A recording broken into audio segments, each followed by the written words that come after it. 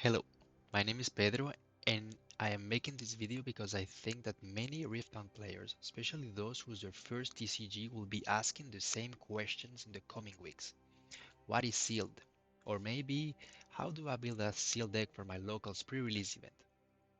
So if you're planning to participate in your local game store pre-release event in February for the release of Spiritforged, you are in the right place. I have also included many useful information that I learned in other TCGs that you might reuse in Riftbound. Sometimes I will not explain it, but you'll have all the information at the screen. This is because I wanted this video to be as educational as possible without it taking an hour or more. Just a quick note before beginning, if you have any constructive feedback to give me, I'll be more than happy to read it in the comments. So let's begin. This video was highly inspired by the professor's Magic the Gathering Sealed Guide. You might notice some similarities as I took a lot of inspiration from that video. So what is sealed? Sealed is a format that falls under the large umbrella of limited, which means that you are limited to the cards you open from sealed packs. In sealed, you open a certain number of boosters, usually all from the same set. The cards you pull from these packs form a card pool that you might use to build a 25 card deck. In Spiritforge pre-release event in February, each participant will receive a pre-Rift player kit. It will use its contents to play. The kit includes a mini pre-constructed deck, 5 boosters, and a promo card. If you have any questions about the limited format, you can always check the 600 section in the rulebook. Because sealed is the format of pre-release events, it's one of the best formats for new players to learn the game. Gameplay is often more straightforward and focused on fundamentals, and everyone starts at the same level because all players open the same number of booster packs. All of these features make sealed, in my opinion, the best and most accessible format for new players. In this video, I will cover everything you need to know for your first sealed or pre-release event. I will guide you through opening and sorting your card pool, choosing your colors, deciding which cards go in your deck, and I'll also show you some example decks that I have built. So, preparation. If you are playing in a pre-release of your local game store, you'll be building a deck using packs from the most recent set. The first thing you want to do before arriving to the event is to spend some time learning the cards in that set.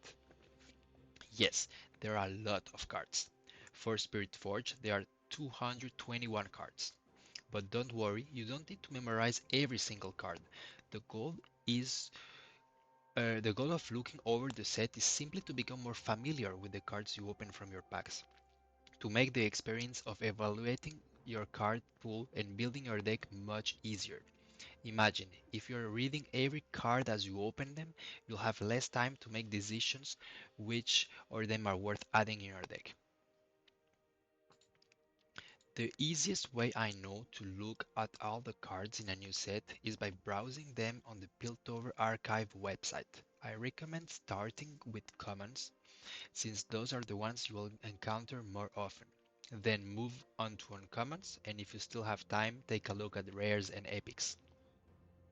Looking at rares and epics is definitively exciting. They are the ones that are very shiny and powerful cards.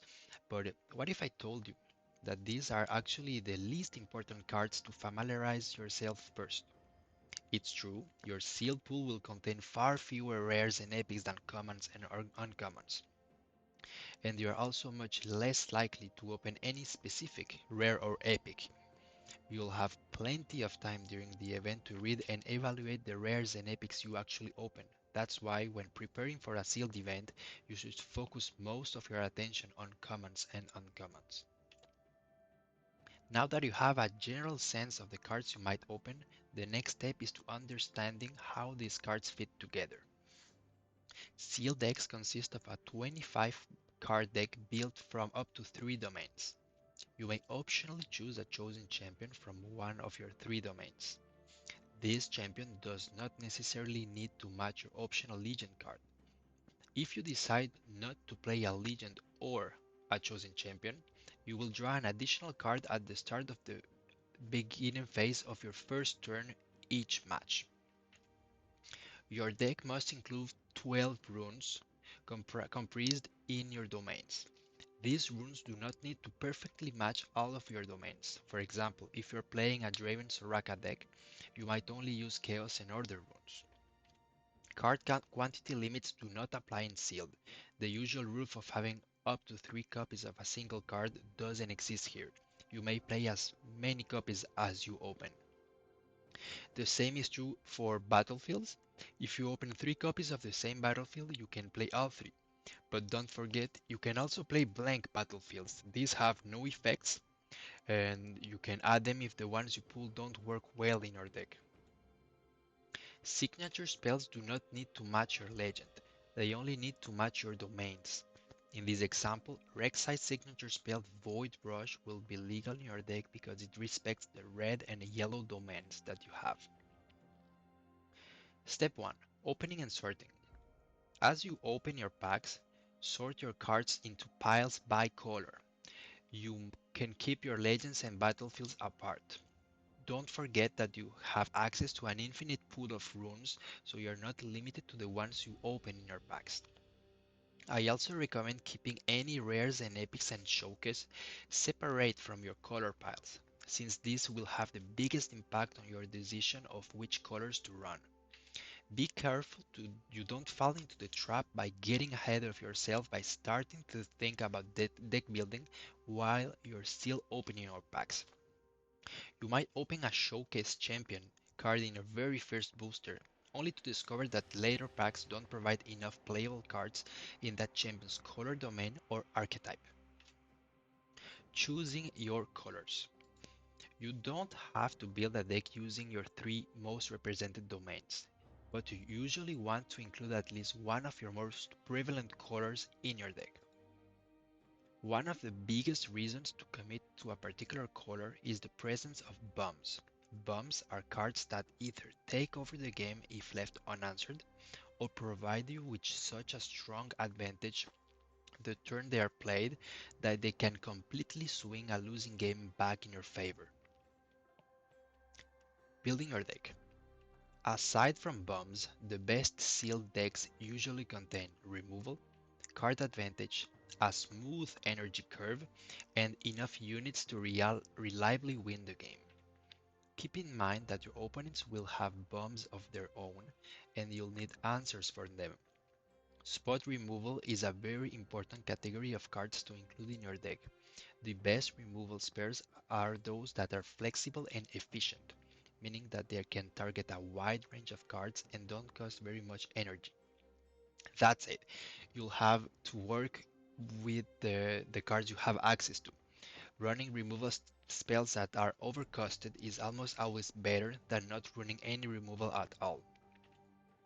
Removal that also draws cards is especially powerful. I have talked about card advantage in the context of bombs, but there are other forms of card advantage as well. Even spells that draw an extra card and do nothing else are often very good cards to add in your deck. Card advantage can also take the form of recursion, which means bringing cards you have already played back to your hand or directly into play. Recursive effects become even more stronger the more powerful cards you are able to recur. Your energy curve is the distribution of cards, especially units, at each energy cost. You generally want more cheap cards than expensive ones, and ideally you should have more 4 and 6 energy cards than the rest of the other energy value cards. The reason for this is because you want to use all of your energy and play a relevant card every single turn, if possible, starting no later than turn 1. If you do not play a card before turn 4, in my opinion, your chances of winning are almost null. Finally, and most importantly, you should build a deck that has plenty of units. Units are the most important card type in the game since they are the ones that allow you to conquer and hold points for the victory. In my opinion, the minimum amount of units in your deck should be 14. but most decks will want between 17 and 19 units spread across the energy curve.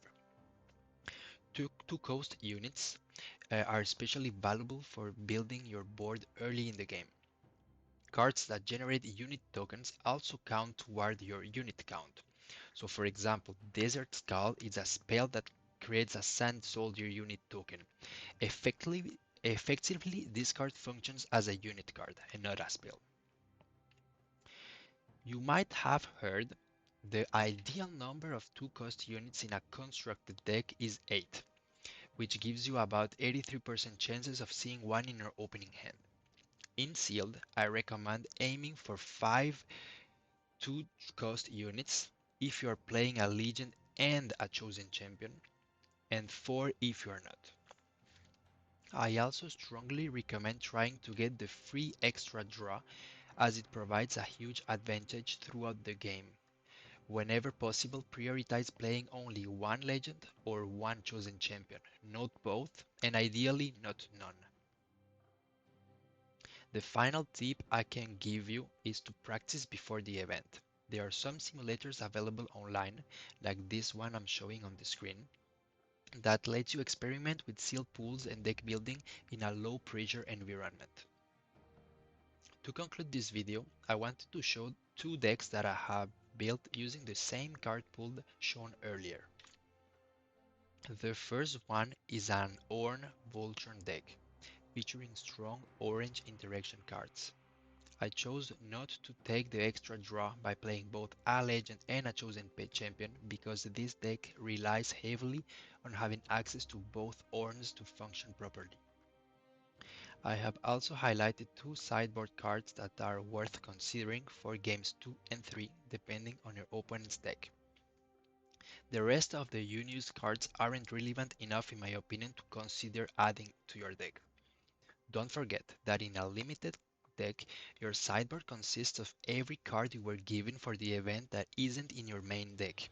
Because of this, you are allowed to make any changes between games, including changing your domain identities or even switching decks entirely. With that in mind, you could play this Ornn deck on game 1, then surprise your opponent in game 2 by switching to this Jace combo deck. This deck uses purple cards to generate card advantage. The game plan is to play any gear on turn 1 and then slam Vanguard Armory on turn 2 with Jace and snowball to win the game.